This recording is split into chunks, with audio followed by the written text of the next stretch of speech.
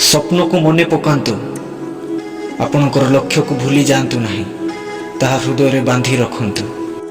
आज मैक्सिमम लोक माने तांको ठारे गुड़ाए काम अच्छी बोली व्यस्त किंबा विरक्त हुअंती नहीं। विरक्त बा व्यस्त से माने एथिपाई हुअंती काहेकि ना जो स्वप्न दिने से माने देखिथिले ताहा आज जाई पूर्ण करि पारि नहांती। आउ मध्य एमिति बहुत लोक अछंती जो माने भविष्यत रे जाय कि बहुत पछतेइबे काहेकि ना से माने आज जाय डिसाइड करि पारले नहीं जे तांके लाइफ रे कोन चाहुछंती, तांकर लक्ष्य कोन, स्वप्न कोन। बहुत लोक आगुरु ही फेल हो जाई थांती काहेकि ना से माने आरंभ करिबा को ही डरी थांती आउ सही स्वप्न को धीरे धीरे भूली जाती। दिने से माने पछतेइबे आउ कहिबे केते भलो होई थांता जदि सही दिन ही मु मोर स्वप्न को कार्य रे करिबा को आरंभ करिथिले। आज होची परफेक्ट दिन निजर स्वप्न विषय रे लक्ष्य विषय रे प्लान बनेबा को वो आरंभ करिबा को। आपण जदि भाबुछंती मोर सक्षम नाही एही लक्ष्य को पूर्ण करिबा को मु आपनको कहबाकू चाहे ईश्वर जदि आपनको ठारे अछंती तेबे कन्फर्म हुअन्तु पृथ्वीर सबुठु बड़ सक्षम आपनको मध्य रे अछि।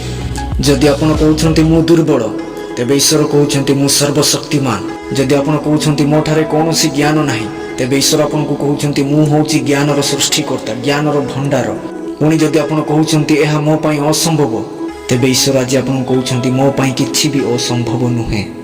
निजर लाइफ पई निजर फ्यूचर पई स्वप्न देखिबा केबे बंद करंतु नाही। आपण स्वप्न को भूली गले बोली भाबंतु नाही जे ईश्वर मध्ये ताहा भूली गले बोली। मने रखंतु ईश्वर जहा प्रतिज्ञा दियंती निश्चय से ताहा पूर्ण मध्ये करंती।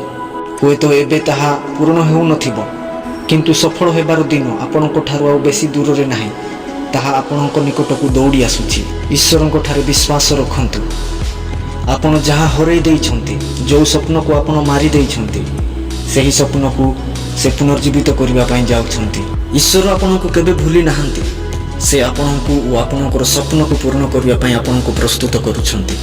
होय तो आज आपण भाबुथिबे बिजनेस स्टार्ट करी हो नाही, निज लोक मोठो अलगा होउछंती, चाकरी मिलो नाही।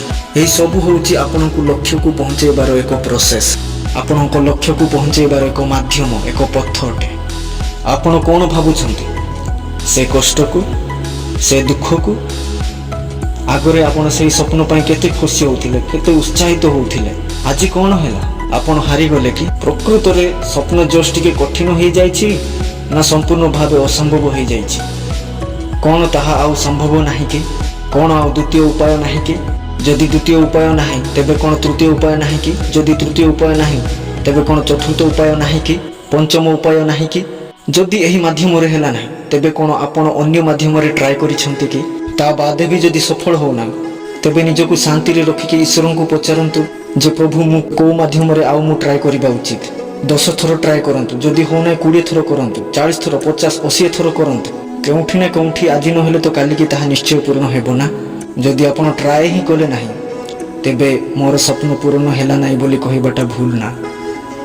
निराश काहे की होउछंती, ट्राई करिबा लोक ही तो फेल हुए ना।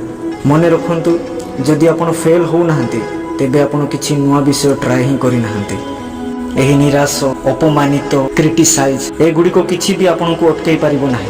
आपण को विरुद्ध रे कथा होथिबा लोक माने आपण को अटकाई परिबे नाही, काहे कि ना सर्वोच्च पराक्रमी ईश्वर आपण को सपक्ष रे अछंती। एही कष्ट एथि पई आपण को ठारे आसी अछि काहे कि ना एही कष्ट आपण को ईश्वर को सह कनेक्ट करिवा पई जाउ अछि। लक्ष्य रे पहुंचीबा पई जदि आपण ईश्वर को हाथ धरि चालिबा को सिखिले तेबे मने रखंतु दुनिया रो कोनोसी शक्ति आपण को अटकाई परिबो नाही। काहे कि ना आपण को जे हाथ धरि कि नउछंती से एही पृथ्वी रो मालिक आ से एही पृथ्वी को कंट्रोल करंती। आपनकर कर्तव्य होउची क्लांत न होई तांको ठारे विश्वास रखिबा, तांको ठारे भरोसा रखिबा। शैतान आपण को निराश, हताश, कष्ट, ताड़ना देबो काहे कि ना से केबे भी चाहे नाही जे आपण आपनकर स्वप्न को पूर्ण करंतु, आपनकर लक्ष्य स्थल रे आपण पहुंची जांतु। आ अधिक आपण ईश्वर को प्रेम करंतु। जेबे भी आपण कष्ट समय रे तांको धन्यवाद दउछंती, ताड़ना समय रे तांको आराधना करूछंती, निराश हताश समय रे तांको निमंते गीत गान करूछंती, मने रखंतु सेही सब अवस्था रे एक्चुअली आपण आपनको जीवन रो शैतान को काडी के फिंगी दउछंती। आपण आपनकर स्वप्न को, आशा को, लक्ष्य को निज मध्य रे समाधिस्थ करि के रखिछंती। जदि आपण आज पुणी थरे तांको ऊपर विश्वास भरोसा करबा पई आरंभ करिवे तेबे से होउछंती पुनर्थित ईश्वर आउ आपणकर सब स्वप्न को, आशा को, लक्ष्य को पुणी थरे पुनर्जीवित करदेवे। जेबे भी आपण भाबंती ମୁଁ ଖରାପ ଅଭ୍ୟାସକୁ ଛାଡ଼ି ପାରୁନି, ମୁଁ ହତାଶ ହୋଇଯାଉଛି, ମୁଁ ଦୁଃଖୀ ହୋଇଗଲି। ଯଦି ଆପଣ ଏହିପରି ଭାବୁଛନ୍ତି ତେବେ ଆପଣ ପ୍ରକୃତରେ ଶୈତାନକୁ ପରମିଶନ ଦେଉଛନ୍ତି ଆପଣଙ୍କର ଲକ୍ଷ୍ୟକୁ ଭ୍ରଷ୍ଟ କରିବା ପାଇଁ। ସେ ହିଁ ଆପଣଙ୍କୁ ନିର୍ମାଣ କରିଛନ୍ତି। ସେ ଯେତିକି ଆପଣଙ୍କୁ ଚିହ୍ନିଛନ୍ତି ଦୁନିଆରେ କୌଣସି ବ୍ୟକ୍ତି ଆପଣଙ୍କୁ ସେତିକି ଚିହ୍ନି ନାହାନ୍ତି। ଆଉ କେବଳ ସେ ହିଁ ଆପଣଙ୍କ ଠାରେ ଏହି ସ୍ୱପ୍ନକୁ ଆଉ ଏହି ଇଚ୍ଛାକୁ ରଖିଛନ୍ତି। ଯୋସେଫ ସ୍ୱପ୍ନ ଦେଖିଥିଲେ ଯେ ଦିନେ ସମୟ ଆସିବ ମୁଁ ଅନେକ ଲୋକମାନଙ୍କର ଲିଡର ହେବି, କିନ୍ତୁ ତାଙ୍କ ଜୀବନରେ କେତେ ଦୁଃଖ କଷ୍ଟ ଆସିଲା। ତାଙ୍କୁ ମାରିବା ପାଇଁ ଚେଷ୍ଟା କରି ଦିଆଗଲା, ବିକି ଦିଆଗଲା, ଜେଲରେ ପକାଗଲା, ହେଲେ ମଧ୍ୟ ସେ ନିଜ ସ୍ୱପ୍ନକୁ ମନେ ରଖିଥିଲେ ଆଉ ଈଶ୍ୱରଙ୍କ ଠାରେ ବିଶ୍ୱାସ ରଖୁଥିଲେ। ଆଉ ଦିନେ ରାଇଟ୍ ଟାଇମ୍ ଆସନ୍ତେ ଈଶ୍ୱର ତାଙ୍କୁ ଇଜିପ୍ଟର ଗଭର୍ଣ୍ଣର ବନେଇଦେଲେ। ଦିନେ ସମୟ ଥିଲା ଆପଣ ମଧ୍ୟ ବହୁତ ବଡ଼ ସ୍ୱପ୍ନ ଦେଖିଥିଲେ। ସମୟ ଥିଲା ଆପଣ ମଧ୍ୟ ବିଶ୍ୱାସ କରୁଥିଲେ ଯେ ଦିନେ ମୁଁ ବହୁତ ବଡ଼ କାର୍ଯ୍ୟ କରିବି, ବହୁତ ବଡ଼ ଚାକିରି କରିବି, ବଡ଼ ବିଜନେସ୍ ଆରମ୍ଭ କରିବି, ବହୁତ ବଡ଼ ମିନିଷ୍ଟ୍ରି କରିବି। ପ୍ରଭୁ ଆଜି ଆପଣଙ୍କୁ କହିବା ପାଇଁ ଚାହୁଁଛନ୍ତି ସେହି ପୁରୁଣା ଉତ୍ସାହିତ ଜୀବନକୁ, ସେହି ଅଗ୍ନିକୁ ପୁଣି ଥରେ ଆପଣଙ୍କ ହୃଦୟରେ ଗ୍ରହଣ କରିବାକୁ ଓ ଯାଇକି ଆପଣଙ୍କର ସ୍ୱପ୍ନକୁ ପୁଣି ଥରେ ଆରମ୍ଭ କରିବାକୁ। ବୋଧେ ଯଦି ଆପଣ ଏହା କରିବେ ନାହିଁ ତେବେ ଏହି ପୃଥିବୀରେ ଆସି କିଛି କରିବାର ସ୍ୱପ୍ନ ଅଧୁରା ରହିଯିବ।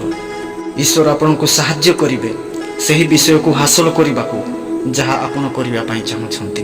ଆଜି ଯଥେଷ୍ଟ ଲୋକ ଆପଣଙ୍କ ଚାରିପାଖରେ ଅଛନ୍ତି ଆପଣଙ୍କୁ ହିଂସା ହେବା ପାଇଁ, ଆପଣଙ୍କୁ କ୍ରିଟିସାଇଜ୍ କରିବା ପାଇଁ, ନିରୁତ୍ସାହିତ କରିବା ପାଇଁ। ଚାକିରି ଆଉ ମିଳିବ ନାହିଁ, ବିଜନେସ୍ ଆଉ ଷ୍ଟାର୍ଟ କରି ହେବ ନାହିଁ, ଲକ୍ଷ୍ୟ ଆଉ ତୋର କେବେ ପୂରଣ ହେବ ନାହିଁ। ମନେ ରଖନ୍ତୁ ଶୈତାନ ଏମିତି ହିଁ ଲୋକଙ୍କୁ ୟୁଜ୍ କରିବ ଆପଣଙ୍କୁ ଡାଉନ୍ କରିବା ପାଇଁ, କିନ୍ତୁ ପରମେଶ୍ୱର ଏହି ସବୁକୁ ମଧ୍ୟ ୟୁଜ୍ କରିବେ ଆପଣଙ୍କୁ ଆହୁରି ଅଧିକ ମୋଟିଭେଟ୍ କରିବା ପାଇଁ। ଯେବେ ଆପଣଙ୍କୁ ଲୋକମାନେ ବେଶୀ କ୍ରିଟିସାଇଜ୍ କରନ୍ତି, ନିରୁତ୍ସାହିତ କରନ୍ତି, ତେବେ ମନେ ରଖନ୍ତୁ ଆଉ କନଫର୍ମ ହୁଅନ୍ତୁ ଆପଣ ଠିକ୍ ରାସ୍ତାରେ ଯାଉଛନ୍ତି କିଛି ଗୋଟେ ବହୁତ ବଡ଼ କାର୍ଯ୍ୟ କରିବା ପାଇଁ। ଲୋକମାନେ ଆପଣଙ୍କର ଭବିଷ୍ୟତକୁ ଡିସାଇଡ୍ କରିନାହାନ୍ତି କି କରିପାରିବେ ନାହିଁ, କିନ୍ତୁ ସର୍ବଶକ୍ତିମାନ ଈଶ୍ୱର ଆପଣଙ୍କର ଭବିଷ୍ୟତକୁ ଅଲରେଡ଼ି ଡିସାଇଡ୍ କରିକି ରଖିଛନ୍ତି। ମନେ ରଖନ୍ତୁ ଭୟଙ୍କର କଷ୍ଟ ଆସିଲା ପରେ ମଧ୍ୟ ଯଦି ଆପଣ ଈଶ୍ୱରଙ୍କ ଠାରେ ବିଶ୍ୱାସ ରଖିକି ଆଗକୁ ବଢ଼ୁଛନ୍ତି ତେବେ ଜାଣନ୍ତୁ ଆପଣ ବହୁତ ଡେଞ୍ଜରିୟସ୍ ହେଇଯାଇଛନ୍ତି ଶୈତାନ ପାଇଁ। ଆଉ ଶୈତାନ ଯେବେ ବି ଆପଣଙ୍କୁ ଦେଖୁଛି ସେ ସମ୍ପୂର୍ଣ୍ଣ ନର୍ଭସ୍ ହେଇଯାଉଛି। କଷ୍ଟକୁ, ଦୁଃଖକୁ, ଅପମାନିତକୁ ମନେ ପକାଇବା ବହୁତ ସହଜ। ମୁଁ ଆଜି ଆପଣଙ୍କୁ ଅନୁରୋଧ କରୁଛି ନିଜର ସ୍ୱପ୍ନକୁ ମନେ ପକାଇବା ପାଇଁ, ନିଜର ଲକ୍ଷ୍ୟକୁ ମନେ ପକାଇବା ପାଇଁ, ଆଶାକୁ ମନେ ପକାଇବାକୁ, ଆଉ ପୁଣି ଥରେ ତାହା ଆରମ୍ଭ କରିକି ତାହା ପୂରଣ କରିବାକୁ। ଦୁନିଆରେ ସବୁଠୁ ବଡ଼ କଷ୍ଟ ସେତେବେଳେ ଫିଲ୍ ହୁଏ ଯେବେ ଆମେ ଶେଷ ନିଶ୍ୱାସ ନେଉଥିବା ଆଉ ଆମର ସ୍ୱପ୍ନ ପୂରଣ ହେଇନଥିବ। ବୋଧେ ଆପଣଙ୍କୁ ନିଜକୁ ଆହୁରି ଏକୁଟିଆ ବନେଇବାକୁ ପଡ଼ିବ। ସୁନସାନ ରାତ୍ରିରେ ଈଶ୍ୱରଙ୍କ ଚରଣ ତଳେ ପଡ଼ି ରୋଦନ କରିବାକୁ ପଡ଼ିବ ଆଉ କହିବାକୁ ପଡ଼ିବ ଯେ ପ୍ରଭୁ ମୋତେ ସାହାଯ୍ୟ କର। ଆଉ ଯେଉଁ ପର୍ଯ୍ୟନ୍ତ ମୋର ସ୍ୱପ୍ନ ପୂରଣ ହେଇନାହିଁ ସେ ପର୍ଯ୍ୟନ୍ତ ମୋର ଶେଷ ଦିନ ନ ଆସୁ। ମନେ ରଖନ୍ତୁ କେବଳ ବିଶ୍ୱାସ ହିଁ ଯେଡ଼େ ବଡ଼ ଅସମ୍ଭବକୁ ବି ସମ୍ଭବ ବନେଇ ପାରେ।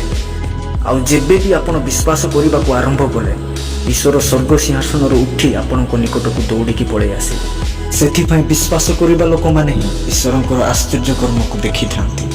ଆଜି ବି ବେଶୀ ଲେଟ୍ ହେଇଯାଇନାହିଁ ଆପଣଙ୍କର ସ୍ୱପ୍ନକୁ ପୁଣି ଥରେ ଆରମ୍ଭ କରିବାକୁ।